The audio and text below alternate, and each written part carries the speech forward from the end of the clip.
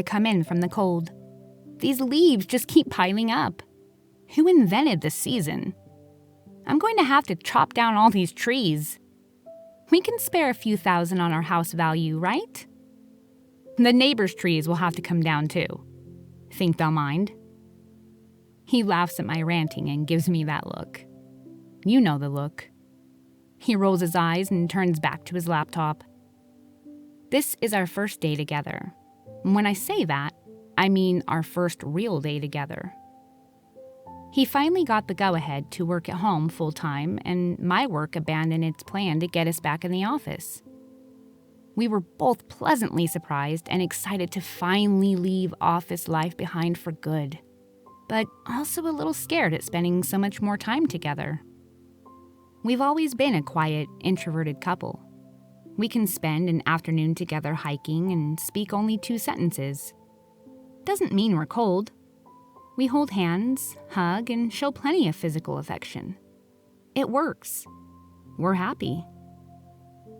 I remember when I was getting frustrated when he wasn't taking my marriage hints. Finally, I asked him to marry me, and he just gave me a puzzled look. Then a flash of insight ran across his face, and he exclaimed, "Oh, right, we're not married yet." And I just laughed and laughed. He was the one. He ruined the moment, the big question, in the best kind of way. That's who he is. I love him completely. I grab my own laptop and set up on the couch next to him. He's busy with his own work, so I don't do my normal thing of placing my cold hands on his face. He hates it, but he always laughs and scolds me in a playful manner. When he's really vindictive, he returns the favor when I least expect it. He got me at breakfast one time after grabbing the mail, and I nearly dropped my phone and my cereal. He's a lot more sneaky about it, too. 2 weeks will have passed, and I'll have forgotten all about it. Then he'll get me. He'll hold his hands to our metal mailbox to get them extra cold, just for me. I'm a little nervous about working close together. We do our own thing at night. I'll watch Netflix and he'll game in the computer room. Occasionally, he'll browse his phone in the room with me. He'll catch snippets of my shows or maybe catch an episode. But he's just there to be with me. It leads to sex often. I'll do the same thing. I'll go into his room and watch him play over his shoulder. Sometimes I just watch, but most of the time he gets the hint. He finds a good stopping point or finishes the match and turns to me. Our wants align. His mere presence is a comfort, and my thoughts start turning to him. Some nights he quits a match halfway through. "Sorry, teammates. It's just a game." He probably shouldn't be playing League of Legends anyway. So we sit together and start our workday. I feel more anxiety than on our first date. We decided to do this rather than in separate rooms because we work in related fields and thought it would be a good idea to bounce ideas off each other. Or, I guess, have the option. We are both focused on our work. We don't talk. I'm still nervous, but the work distracts me. Then I just get into a work groove and I forget he's there. He's doing his thing and I'm doing mine. We're like 2 people at a coffee shop. We never talk, never interact. We just focus on the work that needs to be done. No one is in this coffee shop with me. Just NPCs and background noise. This will work. We don't need to remodel the basement so we can have a separate workroom. We do our jobs. We take breaks, as many as we need. One of the benefits of working from home. I close my laptop for an hour, put on headphones, and watch a show. He glances up now and then, not too interested, even with the subtitles on. He asks if I want to go with him down to the corner store and pick up some ice cream. I jump at the chance. Fall is my favorite season. The brisk air always clears my mind. Besides, I'm still waiting on an email for the go-ahead on a project. This is so much better than commuting. I already know this is the future of work. How did we ever tolerate working 8 hours in some sterile office? Just dealing with the traffic both ways is a nightmare. We come back and I get back to work. Looks like he's finished for the day. He puts his laptop away and heads to the bedroom. He returns wearing his comfort clothes, PJ bottoms and an old t-shirt.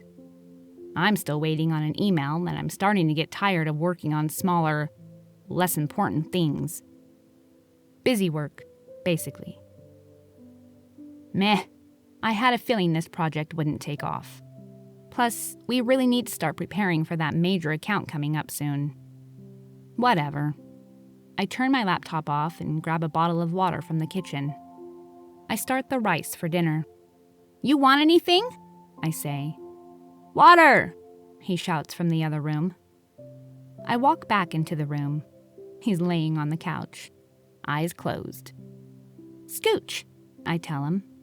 He sits up with great effort and weakly accepts my outreached bottle. It takes a minute before he shakes off the tiredness and the blood starts flowing. "You won't sleep tonight if you let yourself nap like that." "Did you even set your alarm?" "He'll sleep for hours in the afternoon if I let him." "No," he says, playfully indignant. "Because I always fall asleep at night." I know this isn't true. I let it go. He gulps down half the water bottle. I sit down next to him and he readjusts his position. The tiredness starts to embrace me. He's infected me. I stifle a yawn. The walk to the corner store took longer than I thought. Added to the bike ride we took this morning and the leaf raking meant I was beat. It felt good. All the stress, all the aches, fading into comfort. How did I ever work in a cubicle 40 minutes from here? I'm so relaxed that I don't even bother looking too hard for the remote. Where is it? Ah, there it is. Over on the table. I'll have to get up, though. Oh well, maybe he'll get up and I can ask him to hand it over. Maybe if I put my arm around him and give him a kiss. What? My mind is shocked. He just rested his head on my shoulder. My heart skips a beat. We've cuddled. We've had sex. We've been married for 3 years. And yet, my heart is fluttering. We've never been physically intimate on a couch before. It's always been in the bedroom or a quick kiss out the door. This is normal. It should feel normal. But it doesn't. He's taken me back to our first date where instead of thoughtful silences, they were awkward silences. I'm getting nervous again and I can't explain why. He sighs and my mind falls. The world collapses around me. I'm falling into a comfortable oblivion. Everything washes over me. His love for me, our time together, our life together, our future and past. I love him. Every part of him. This is what I want. This is what I need. Everything I ever desired. A boy, a man, a partner, an equal, a part of me. We are one. He is mine and I am his. He starts to snore softly.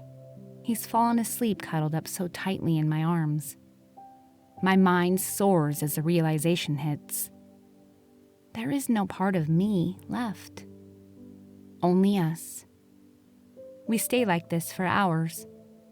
But it was only 15 minutes. I nudge him gently so we can get dinner ready. He stretches and yawns. All the barriers, hang-ups, and reservations in my heart have melted away. I never loved him before this moment. How could you call what we had before love?